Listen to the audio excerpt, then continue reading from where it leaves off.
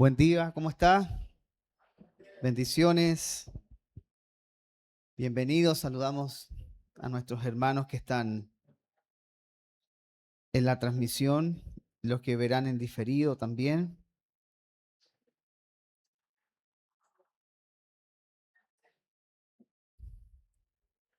Primero de marzo, llegamos a marzo. ¿Le gusta marzo?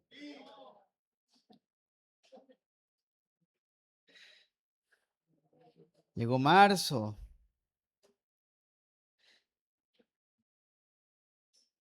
pero bueno, Dios ha sido fiel, lo seguirá haciendo, como decía Steffi, en todo momento. Le damos gracias por habernos permitido tener un verano de descanso, de disfrute, pero ya comenzó el año, de verdad. Así que vamos a ir a la palabra del Señor. La semana pasada comenzamos una nueva parábola que está en Mateo 22. Leímos del 1 al 14 la semana pasada, Mateo 22 del 1 al 14. Y esta parábola, decíamos, es la tercera parábola que el Señor menciona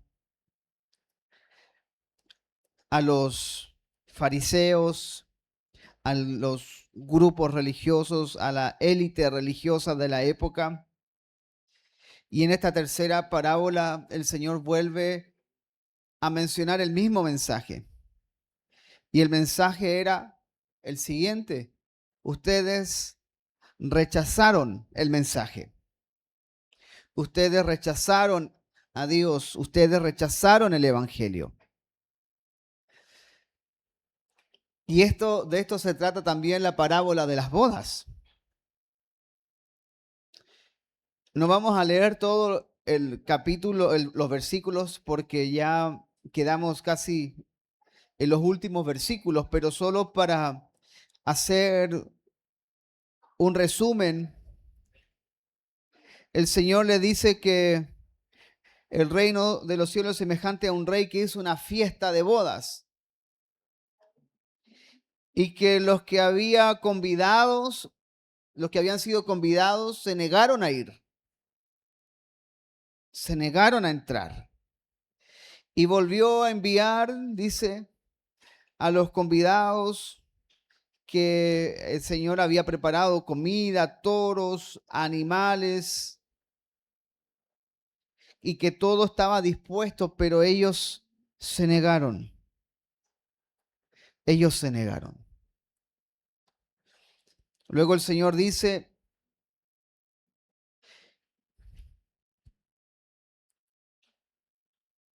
déjeme, en el verso 5, cuando el Señor vuelve a invitar, dice que ellos, sin hacer caso, se fueron cada uno a su labranza y otros a sus negocios.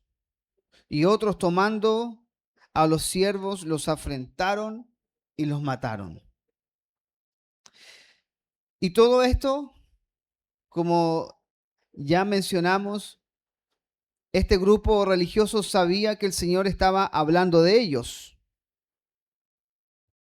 Ellos sabían, porque Mateo 21:45 lo dice. Mateo 21:45 dice, y oyendo sus parábolas, los principales sacerdotes y fariseos entendieron que hablaba de ellos. Ellos sabían que Jesús les estaba hablando a ellos. Es decir, que cuando en todas estas parábolas el Señor habla de que mataron a los siervos, el Señor le estaba diciendo, ustedes mataron a los profetas. Cada vez que venía el profeta con un mensaje, los mataban. Ellos sabían que el Señor estaba confrontándolos. Ellos sabían. Pero el verso 7 dice, y al oírlo el rey se enojó enviando sus ejércitos, destruyó a aquellos homicidas y quemó la ciudad. Y hablábamos de la paciencia de Dios. Dios es paciente, sin lugar a duda. La palabra dice que Él es rápido en misericordia, lento para la ira, pero que sea lento no significa que no llegue el juicio. Llega, pero Él es paciente. El Señor habló 3 parábolas, diciéndole, Dios tuvo 1500 años enviándole mensajeros. 1500 años. Desde Moisés hasta Malaquías, el último profeta, o Juan Bautista, ya en los tiempos del Señor. Y el mensaje de Juan fue: arrepentidos porque el reino de los cielos se ha acercado.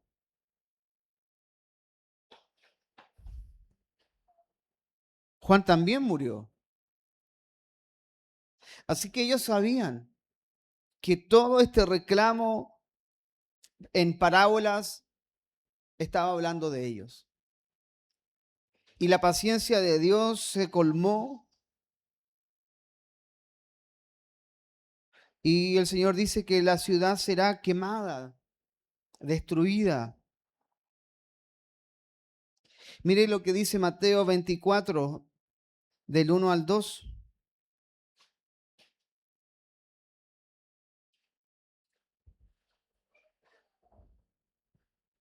Dice, cuando Jesús salió del templo, Mateo 24, del 1 al 2, y se iba, se acercaron sus discípulos para mostrarles los edificios del templo.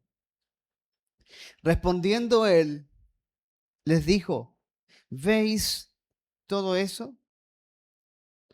De cierto os digo que no quedará aquí piedra sobre piedra que no sea derribada. No quedará piedra sobre piedra. Así que esto que dijo el Señor en la parábola de la fiesta de las bodas y que les vuelve a decir a los discípulos, si algunos saben de historia, pasó en el año 70 de nuestra era. Tito, como capitán romano, determinó combatir el templo. Y los historiadores saben lo que dicen, que fue tan brutal la destrucción de Jerusalén, que la ciudad fue quemada. Muchos murieron. Curiosamente, los cristianos no murieron, porque el Señor había advertido en Mateo 24 que esto iba a pasar. Porque ellos vieron las señales. No vamos a hablar de Mateo 24, pero ellos vieron las señales y arrancaron. Y cuando este ejército romano rodea la ciudad, ellos no tuvieron salida. Y literalmente cuando el Señor dijo no quedará piedra sobre piedra, es porque al ser quemada la ciudad, al ser quemado el templo tenía muchos artefactos de oro. Y los romanos, para no perder una onza de oro, removieron cada piedra porque el oro se había derretido. Cuando fuimos a los incendios, cuando fue toda la devastación aquí en la zona y fuimos a entregar, y algunos de los hermanos aquí presentes nos acompañaron a entregar almuerzos, a ayudar en la limpieza, y los marcos de la ventana, el aluminio, ¿cómo estaba derretido?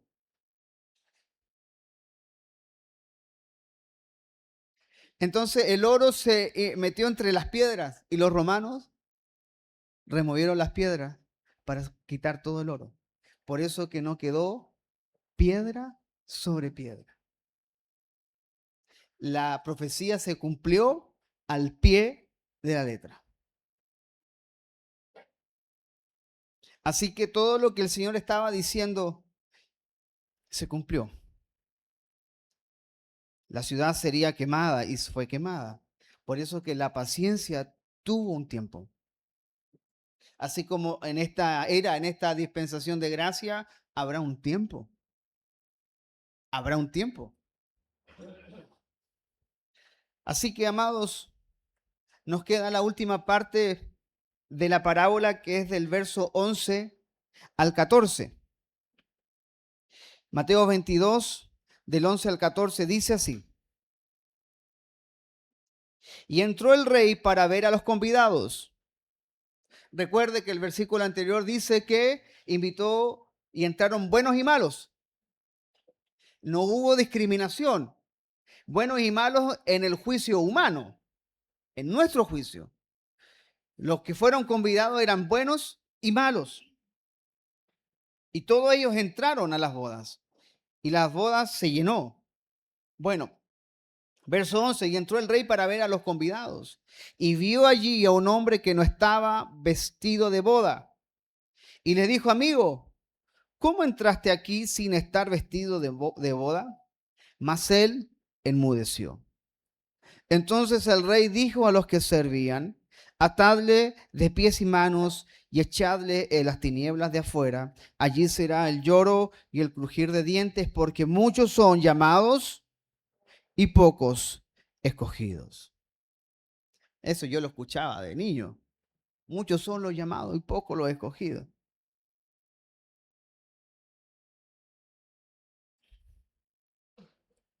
Y uno decía, ¿seré escogido? Son muchos llamados, ¿seré escogido? Bueno, Pablo dice que fuimos escogidos en Él antes de la fundación del mundo.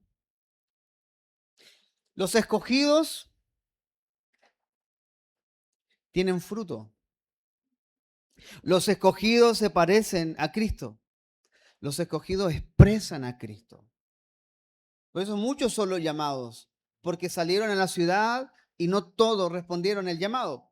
El llamado es universal, pero Él escoge soberanamente.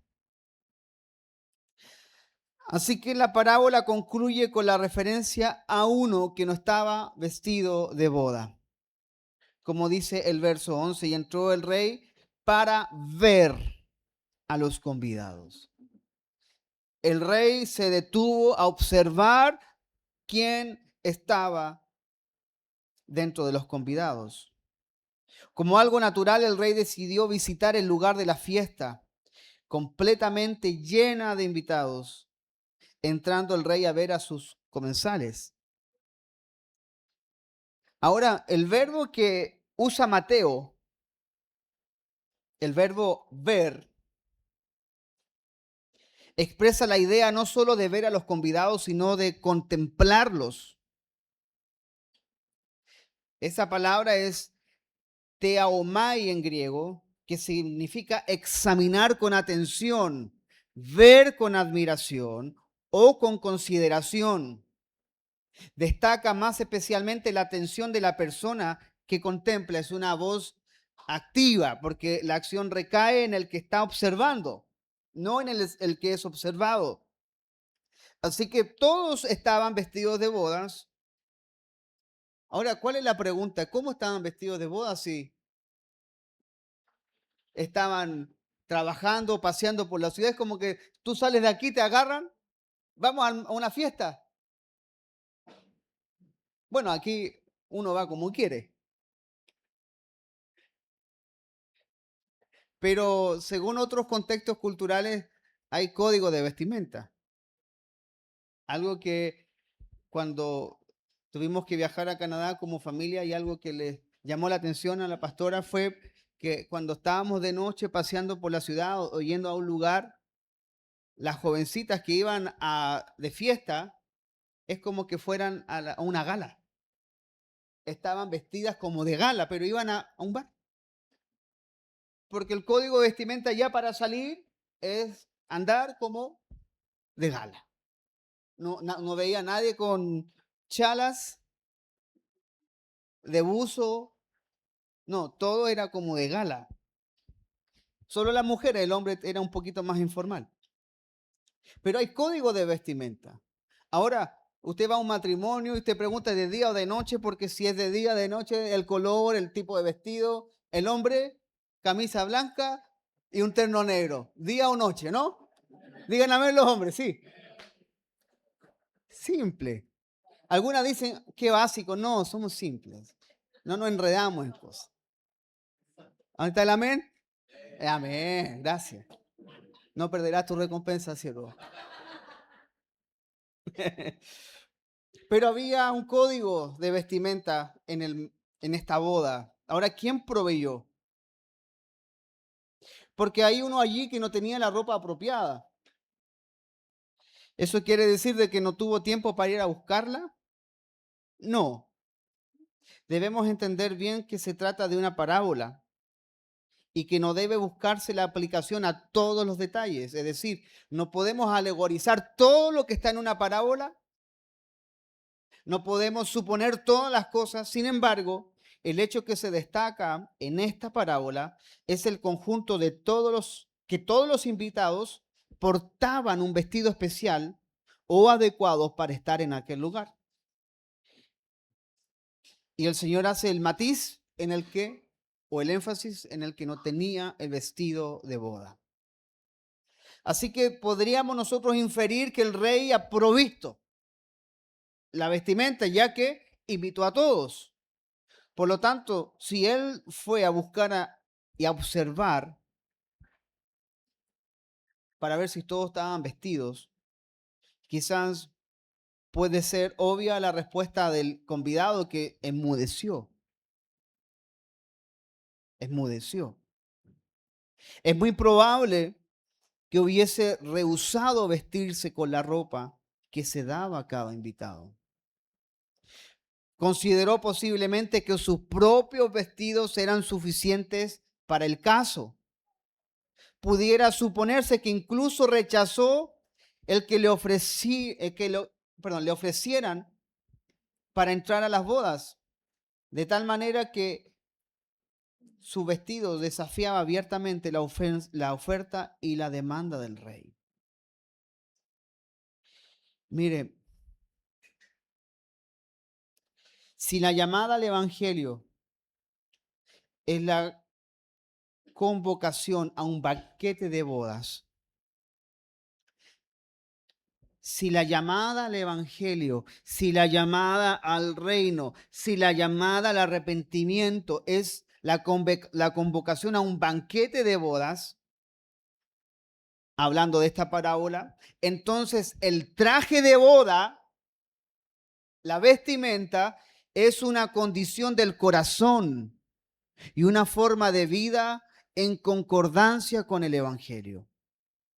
Este hombre no estaba desnudo ni vestido de harapos, pero no llevaba el traje conveniente. Por eso que los que sean convidados a las bodas entrarán solo los que están revestidos de Cristo. Gálatas 3:27. Porque todos los que habéis sido bautizados en Cristo, de Cristo estáis revestidos. ¿Qué significa esto? Que estamos vestidos con su justicia. Él nos hace aptos y justos para participar de las bodas. Jeremías 23:6 dice así: en sus días será salvo Judá e Israel habitará confiado. Y este será su nombre con el cual le llamarán Jehová, justicia nuestra. Jehová, nuestra justicia. Aquellos que han sido revestidos de Cristo, Jehová es nuestra justicia.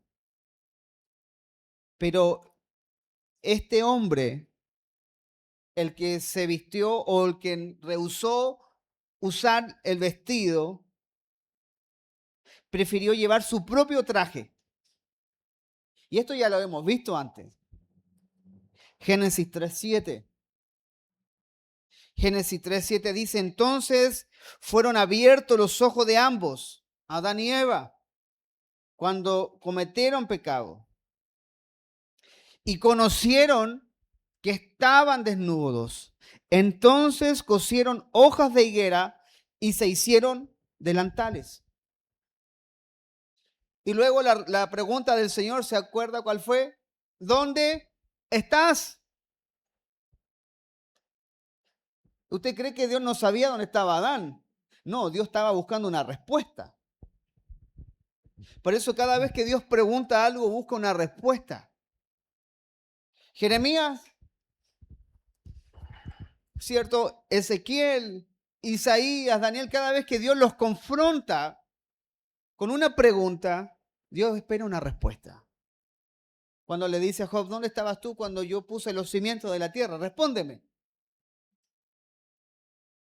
Ezequiel, ¿vivirán estos huesos? Dios espera una respuesta tuya cada vez que tú lees su palabra, cada vez que tú recibes una palabra, cada vez que el Espíritu Santo te habla, Dios espera una respuesta nuestra. Y es donde Dios le pregunta, ¿cierto? A Adán y Eva, ¿dónde están? Porque ellos se habían hecho trajes. Y si usted avanza unos versículos más adelante de Génesis 3, va al versículo 21, dice, y Jehová Dios hizo al hombre y a su mujer túnicas de pieles y los vistió. El primer sacrificio en la historia lo hizo el Señor, mató un animal y los vistió, haciendo una referencia a su Hijo, sacrificado para que podamos ser vestidos y una vez vestidos, justificados delante de Él.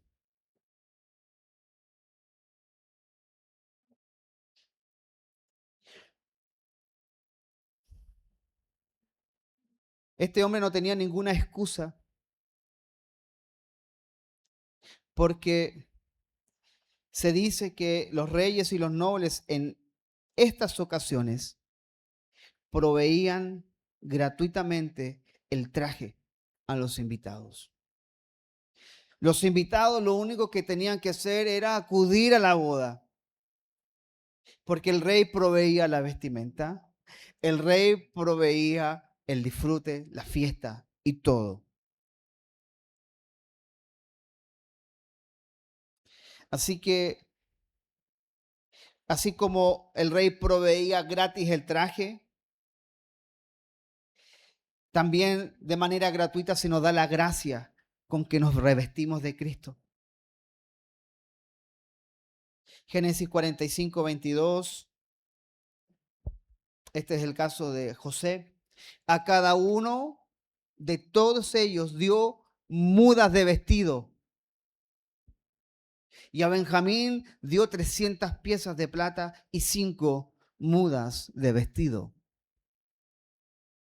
¿Sabe por qué? Porque para presentarse delante del rey había que estar vestido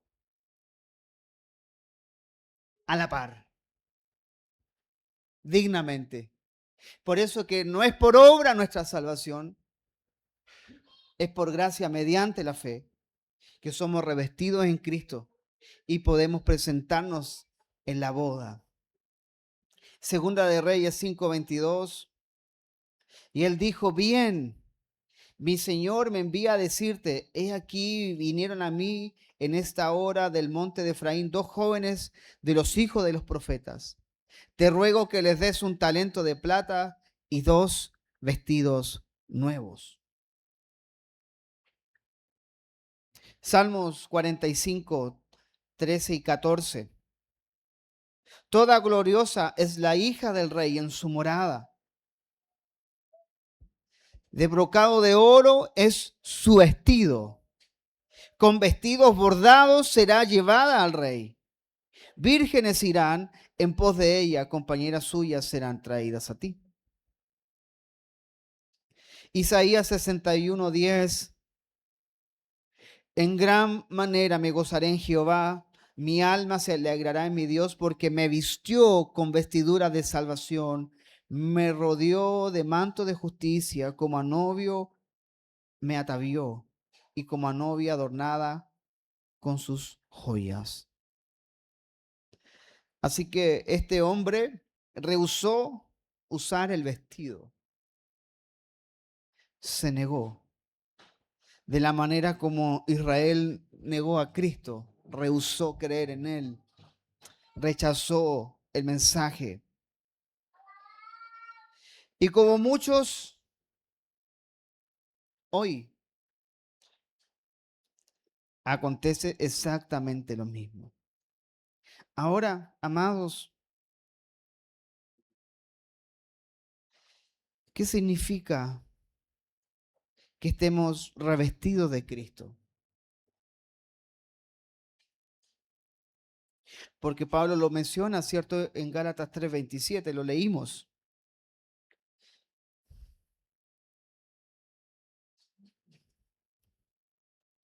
Y esta imagen de la ropa, del vestido, es una de las metáforas favoritas de Pablo.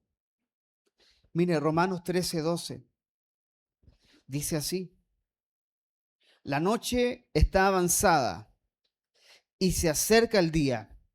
Desechemos pues la sobra de las tinieblas y vistámonos las armas de la luz. El ser vestidos. Efesios 4:24. Efesios 4:24. Y vestidos del nuevo hombre, creado según Dios en la justicia y santidad de la verdad. Colosenses 3:12. Dice, vestidos pues como escogidos de Dios, santos y amados, de entrañable misericordia, de benignidad, de humildad, de mansedumbre, de paciencia. Así que Pablo compara a Cristo mismo con un vestido. Es lo que Jesús le está diciendo a estos hombres en la parábola, que hubo alguien que rehusó usar el vestido. Y este concepto de revestirnos de Cristo implica 4 cosas. Primeramente, que nuestra identidad principal está en Cristo. Que su identidad está en Cristo, sobre todo hoy. Hoy que hay una, ¿cómo decirlo? Una crisis de identidad. Ahora se están creyendo animales. Hemos llegado al grado de bajar nuestra propia dignidad.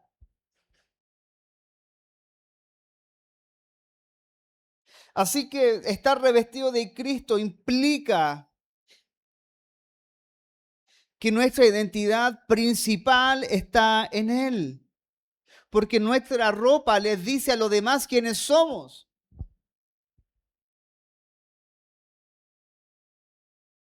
El carabinero no necesita decir soy carabinero cuando está con uniforme. Usted por su vestimenta sabe quién es.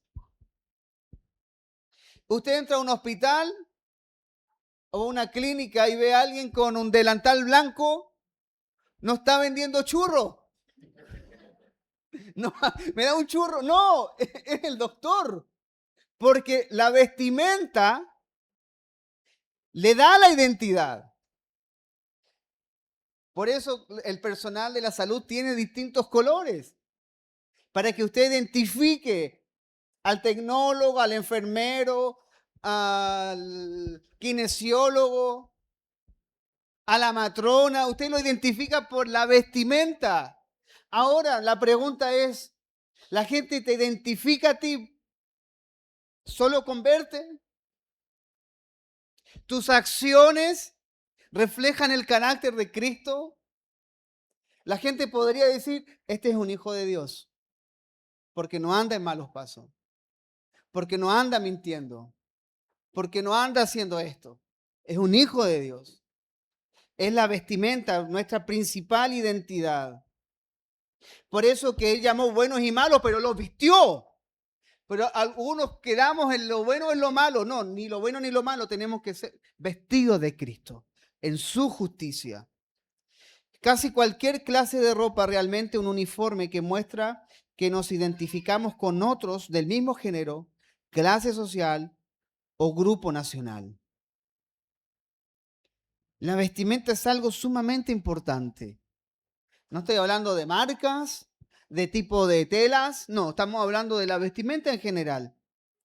Pero decir que Cristo es nuestra vestimenta, es decir, que nuestra identidad esencial se encuentra no en ninguna de cualquier otra clasificación, sino solo en Él.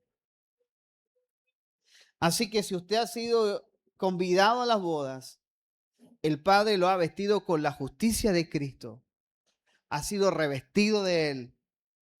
¿Y qué debiese suceder? Que la gente vea.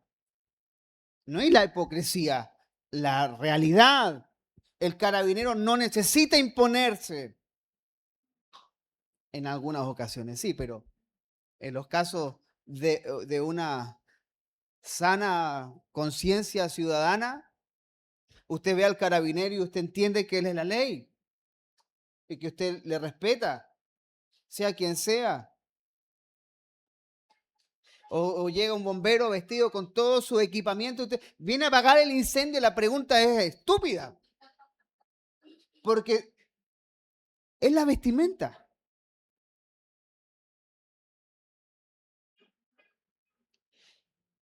El segundo aspecto del vestido que el Señor menciona y que Pablo también lo aborda, es que la cercanía habla de nuestra cercanía, de nuestra comunión con Cristo.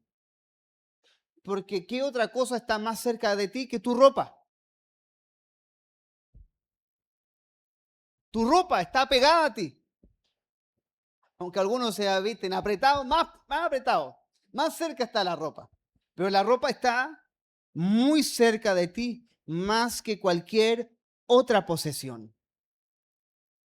Cada momento dependes de ella para que te proteja. Usted no se ha agachado y... ¿eh? A veces pasa. La idea es que proteja, no que exhiba.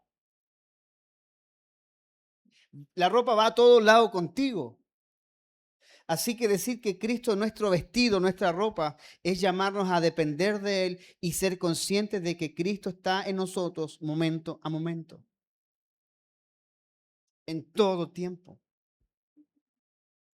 Por eso que los que están en la boda están vestidos de Cristo, vestidos como su identidad principal y como su comunión más íntima. Cristo es mi vestido.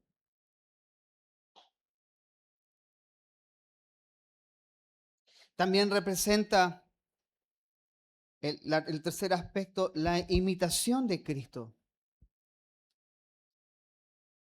Implica que continuamente pensemos, actuemos como si estuviéramos directamente ante su rostro.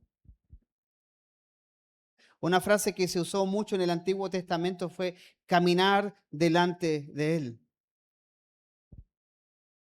Ahora Él está en nosotros. Así que es aún más cercano. Somos uno con Él. El cuarto aspecto es nuestra aceptabilidad ante Dios. Fuimos aceptados.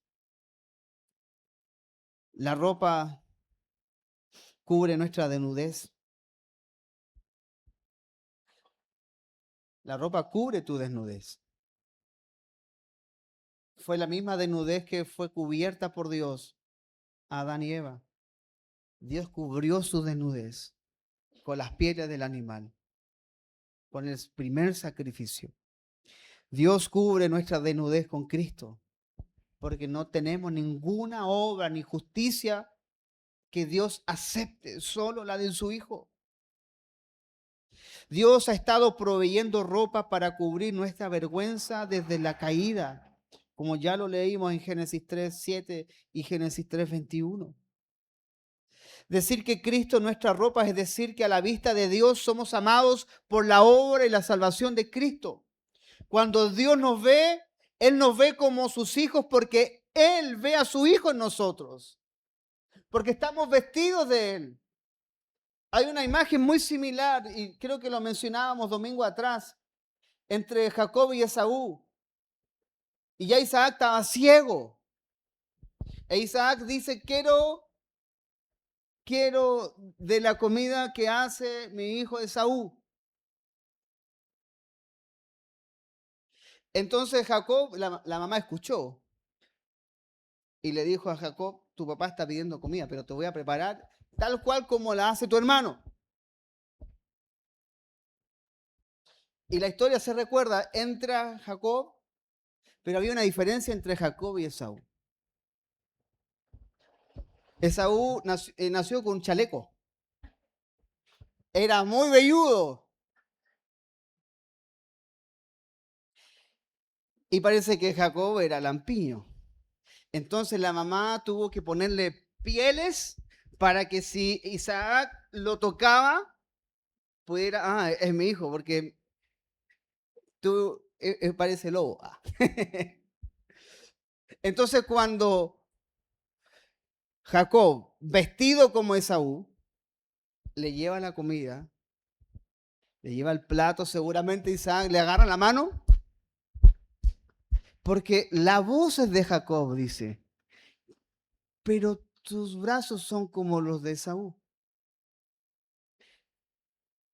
Dios nos viste para que podamos ser presentados delante de Él. Por eso lo que mencionaba recién, cuando Dios nos ve, Él nos ve como sus hijos. ¿Por qué razón?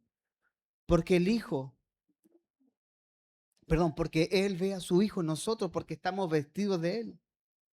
Jesús el Señor nos ha dado su justicia y su perfección. Así que Gálatas 3:27 es una audaz metáfora y exhaustiva que describe una vida completamente nueva. Alguien que está vestido de Cristo. Significa pensar en Cristo constantemente.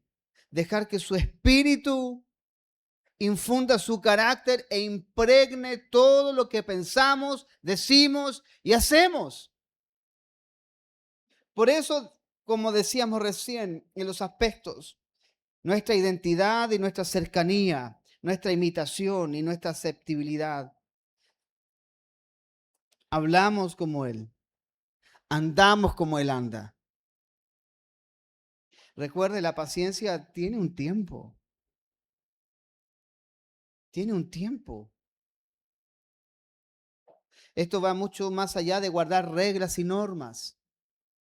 Inclusive va más allá de la simple obediencia. Significa estar bañado de Él, inundado por Él, enamorado de Él.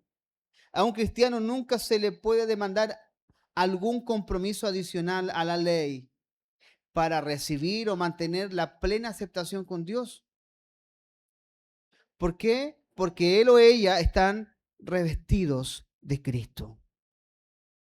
Estamos revestidos de Cristo. Es aquí donde nuestro andar, nuestra vida, habla de quién estamos vestidos. Porque pensamos que, bueno, Dios perdona. Claro que perdona. Claro que perdona. Claro que espera. Claro que es paciente. Ahora, con esto no te estoy diciendo que el Señor te va a mandar al infierno. Pero si tú verdaderamente has nacido de nuevo, ¿dónde están los frutos? ¿Dónde está el fruto del Señor? ¿Dónde está la transformación? ¿Dónde está que la vida pasada ha sido dejada atrás? Ese es el punto. Ese es el punto. Si verdaderamente somos de Cristo, hemos crucificado la carne y sus pasiones. Eso dice Gálatas 5. Entonces yo no podría decir, no, este es de Cristo y anda viviendo como si Cristo no viviera en él. Es dudoso, ¿no? Es como hacer un atentado a su propia nación, a su propia embajada. Por eso que los que han sido revestidos de Cristo tienen fruto. Experimentan el fruto del Señor. Porque entienden, no por capacidad humana solamente, sino porque Dios nos revela por medio de su Espíritu, en su palabra, que hemos sido aceptados por el Señor. Caminamos delante de Él, andamos como Él andó, como dijo alguien por ahí, y andó como el Señor anduvo, anduvo. Así que la pregunta del rey fue, ¿cómo entraste aquí sin estar vestido de boda? ¿Quién te dejó entrar? Es una buena pregunta, ¿no? La respuesta la podemos encontrar en algunas otras parábolas. Que el trigo y la cizaña crecen juntos. No quiero acusar a nadie aquí porque ni en otro lado, ni juzgar a nadie. Pero haciendo un caso hipotético, y espero que no sea así, es posible que no todos los que estamos aquí somos trigo. Es posible. ¿Cuál es la evidencia de que tú eres trigo? El fruto. Deja que crezcan juntamente, dijo el dueño. No sea que cortando el trigo, perdón, la cizaña, arranques el trigo tranquilo, porque cuando se manifiesta, ahí tú podrás decir, esto es cizaña. Dejad que crezcan juntamente. Por eso las iglesias se llenan. Y vimos en Mateo 13 como la parábola de la semilla de mostaza que se convirtió en un gran árbol que era guarida de aves. Y las aves no representan lo bueno en esa parábola. Entonces hay mucha gente que nunca quiso ser revestido del Señor. Y eso lo vimos porque pasó algo histórico en el siglo IV, cuando se unifica, ¿cierto?, la fe cristiana en todo el Imperio Romano. Y todas las creencias de todas las penínsulas y todos los lugares donde el Imperio Romano había abarcado se convirtieron al cristianismo, pero con las mezclas de las religiones y de las creencias paganas. Estos fueron los cuervos y los pájaros que se anidaron en ese árbol. Así que, ¿cómo entró? Bueno, él enmudeció. Tratar de determinar las razones de por qué el hombre no quiso usar el vestido es mera suposición y especulación y no vamos a entrar allí, porque la parábola no lo menciona. La parábola guarda silencio sobre eso, posiblemente para enfatizar el hecho de estar incorrectamente vestido para el banquete. Porque abiertamente el hombre no dice, no quiero. Simplemente el rey dijo, ¿por qué entró este? ¿Cómo entraste aquí sin estar vestido de boda? Ahora el hombre no tenía ninguna excusa para estar de aquel modo. Estaba resuelto a no ponerse el vestido, probablemente señal de rebeldía contra el rey que lo invitó a la fiesta. Quizás son especulaciones. Presentarse sin el vestido de boda era manifestación de rebeldía contra el orden establecido, señal manifiesta de deslealtad al rey. Por eso la pregunta no tuvo respuesta, simplemente un silencio. Pero fíjese que no son los siervos y los invitados que hacen la pregunta, es el rey. Él hace la pregunta. Él separará el trigo de la cizaña. Él cortará. El Padre es el labrador, no nosotros. El labrador corta y hace lo que quiere. Él es el labrador. Él es el rey. Por eso el verso 13 dice, entonces el rey dijo a los que servían, atadle de pies y manos y echadle a las tinieblas de afuera, allí será el lloro y el crujir de dientes. El rey sentencia, no los siervos, no los siervos. Al igual que la parábola de la cizaña, el trigo y la cizaña, muchos se dieron cuenta de que había cizaña sembrada. Como en algún momento tú te darás cuenta usted no se ha preguntado a veces, ¿y este será cristiano? ¿Será cristiano? ¿Todavía enredado en lo mismo? Yo quiero confiar y tengo mi esperanza y mi fe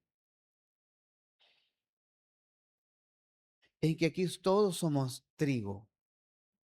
Pues llegará el momento que demos fruto. Algunos darán fruto un poquito después, otros antes. El crecimiento lo da el Señor.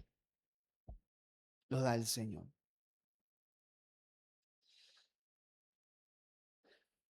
Pero es necesario entender de que el rey fue quien lo sacó.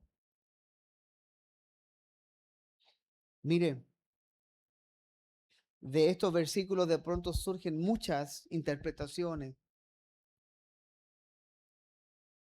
Es que el Señor no está hablando del infierno, porque si hablaba del infierno lo hubiese mencionado.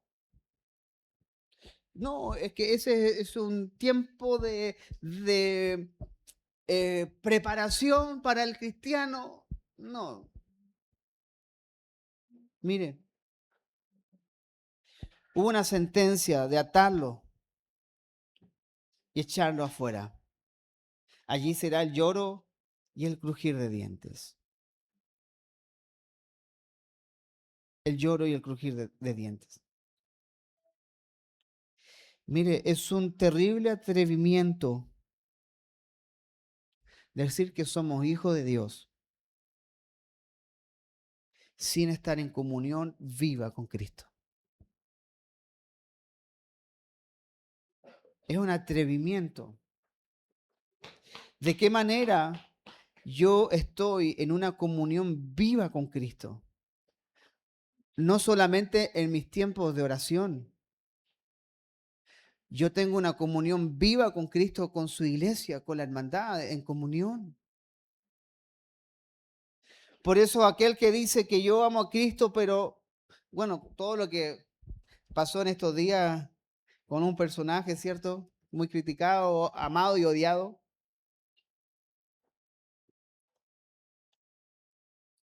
Un humorista.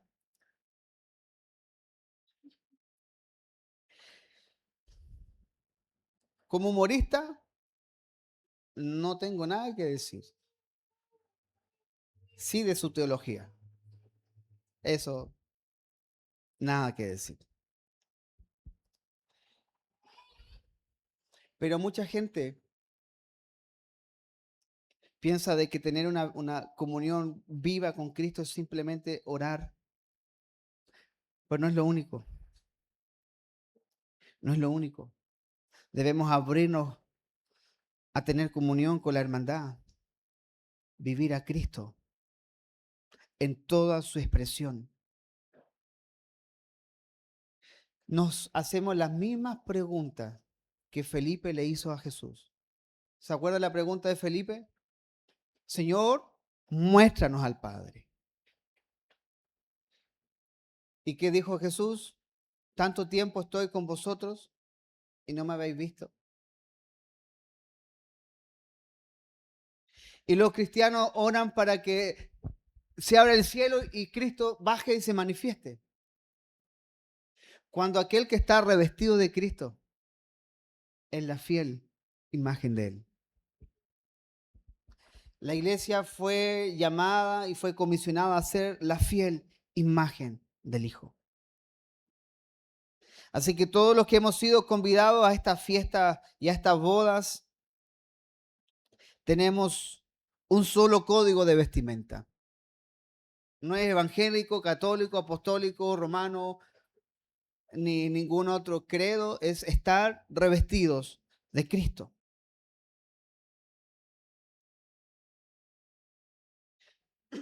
El vestido de boda que Dios otorga es Cristo mismo.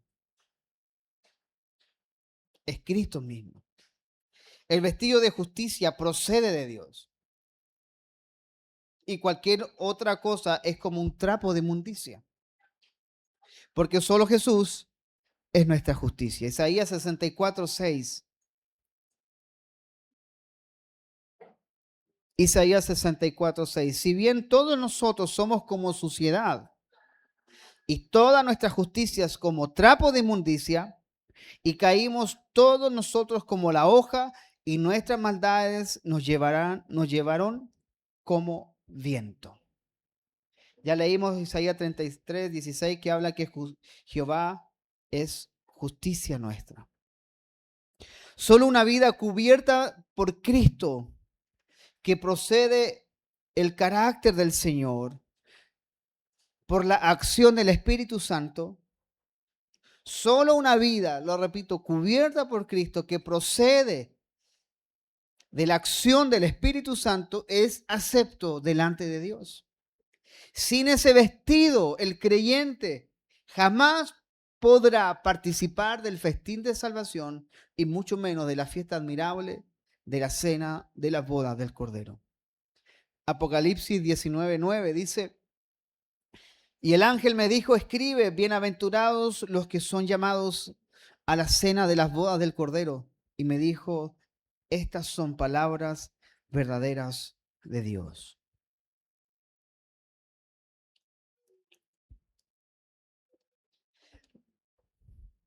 Dos cosas respecto de esto. Primero,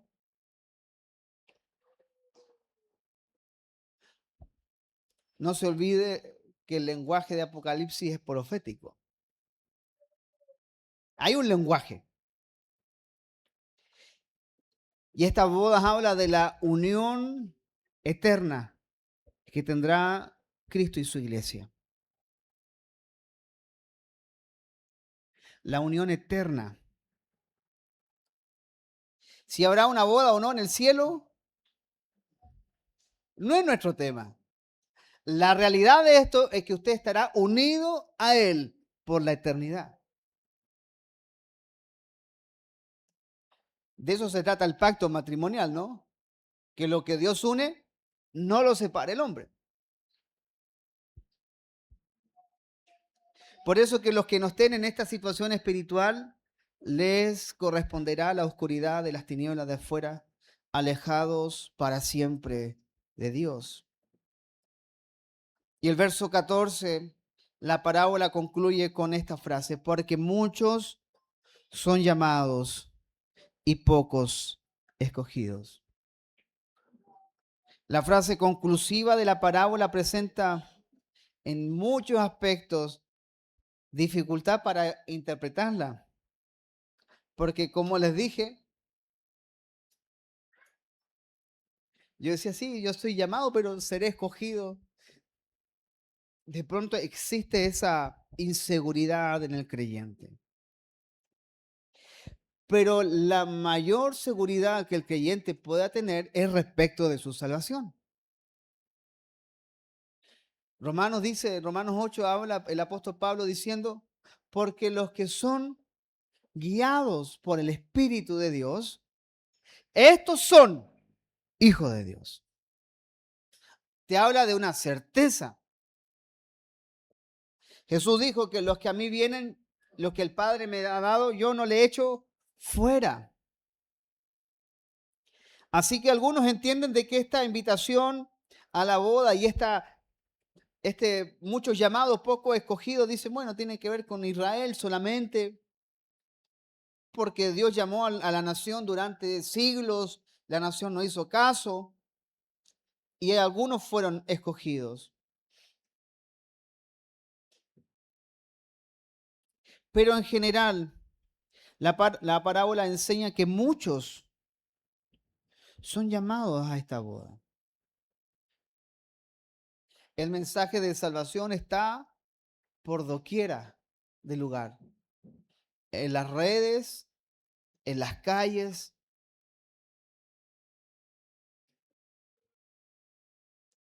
pero pocos son escogidos. Parte de los llamados a lo largo del tiempo rehúsan aceptar la invitación y se pierden. Mire,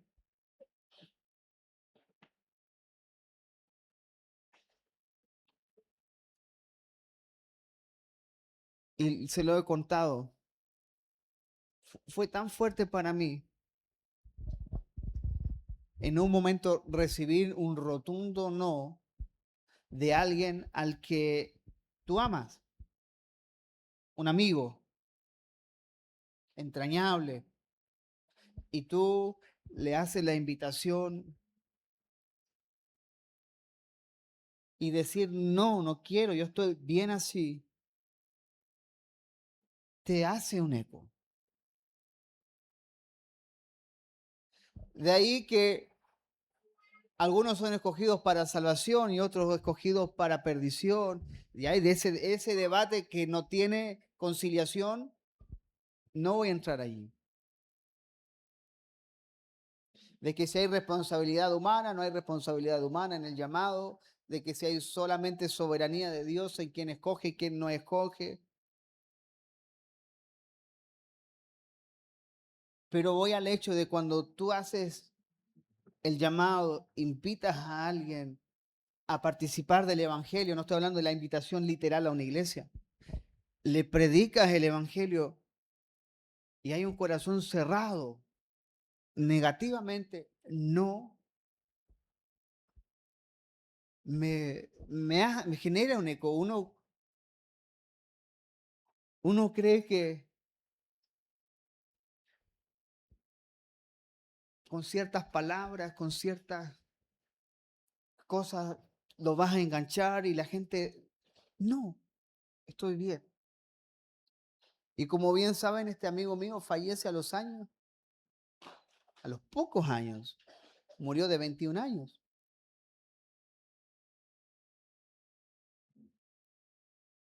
Y fue una carga, pero quiero decirte esto, debemos predicar a tiempo y fuera de tiempo. ¿Qué quiere decir eso? Que no busques el momento indicado. Hay que hablar del Señor. Entonces, cuando yo me entero de esto, y lo he dicho, pero quiero volver a repetirlo, mi conciencia quedó libre. Porque imagínate tú, tienes el antídoto para la enfermedad y tú te quedas solo con eso y la persona que tú amas al lado se enferma y se muere. ¿Cuál va a ser tu conciencia? Va a ser pesada.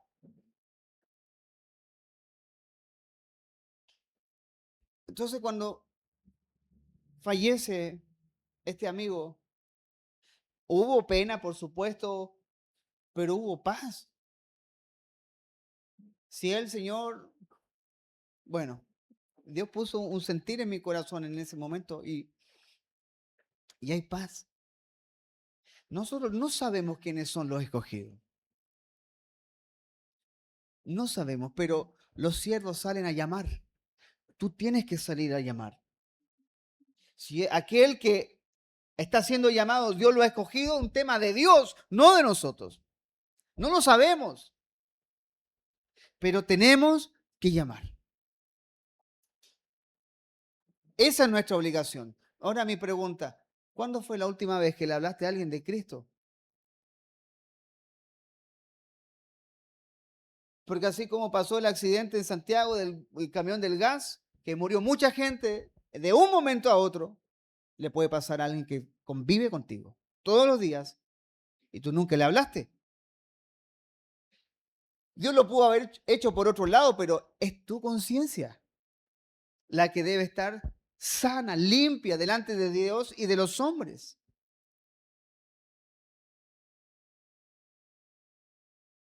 Así que por el lado divino, Él escoge,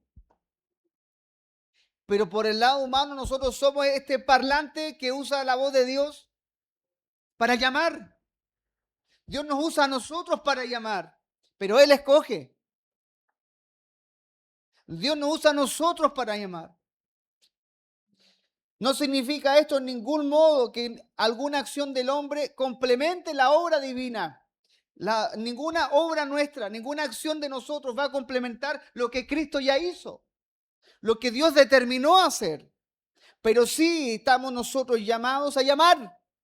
Por tanto, id a todo el mundo.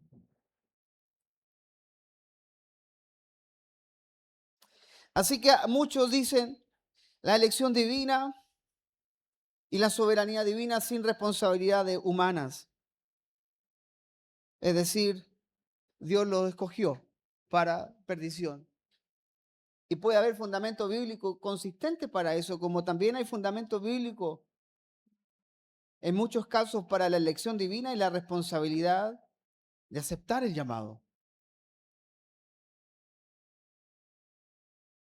Independientemente de cuál sea tu postura y tu posición, fuiste llamados a llamar. Él escoge.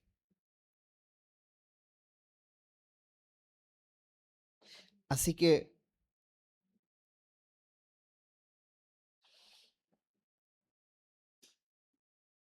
necesitamos llamar. La necesidad o la necesaria regeneración para salvación se hace visible en el vestido justo que se manifiesta en las acciones propias de quienes son llamados a santidad y son verdaderamente salvos. Por eso de que tú seas salvo, que tú seas un hijo de Dios, se manifiesta en tus acciones, se manifiesta en tus prioridades, se manifiesta en el amor, se manifiesta. Y es por esa razón que los hombres verán nuestras buenas obras y glorificarán a Dios.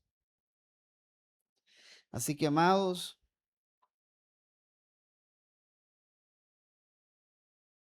fuimos escogidos. Yo creo de todo mi corazón de que todos los que estamos aquí fuimos escogidos por Dios. Y si fuimos escogidos, estamos revestidos de Cristo. Y si estamos revestidos de Cristo, hablamos como Él, nos movemos como Él, obramos como Él obra. Porque el rey saldrá a ver quién está vestido. Y aquel que no está vestido será sacado. Pero recuerda que el mismo rey ha provisto del vestido. Es como que te agarran, ven para acá, a la fiesta. Pero es que no tengo, no, tranquilo. Hay zapato, hay traje, hay perfume. ¿Te tienes que bañar? Hay ducha. Todo lo ha provisto el rey. Así que, amados, la iglesia de Cristo está revestida de Él. Y nosotros expresamos esta invitación gloriosa a la cual fuimos incluidos sin haber sido invitados primeramente. Solo la obra de Cristo y por su gracia fue que nos introdujo en esta boda. Así que, amados, debemos vivir conforme a la vocación a la cual fuimos llamados. Pablo lo dice para que andéis como es digno de la vocación. Y para andar digno de la vocación es porque estamos revestidos de Él. Amén. Vamos a orar al Señor. Póngase de pie.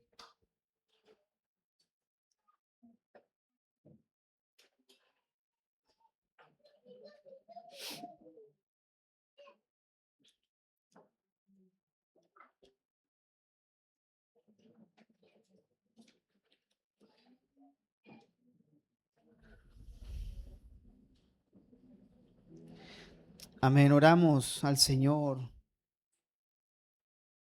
Cierre sus ojos al Señor por un instante.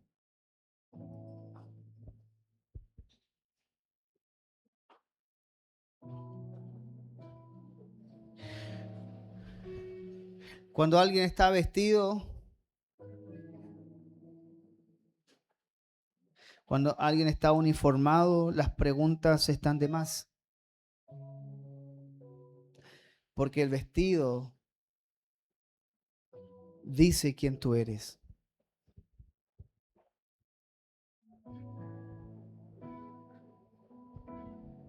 El vestido habla de ti. Por eso usted ha sido revestido de Cristo. Estamos en comunión viviente con Él. No hay nada más cerca de ti que el mismo Señor. No hay nada tan cerca de ti como Él.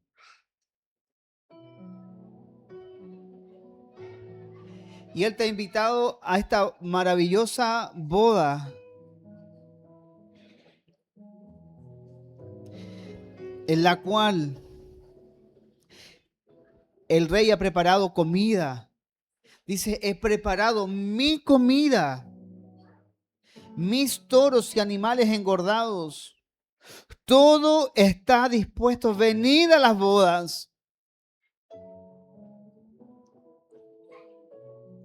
Todo está dispuesto para ti.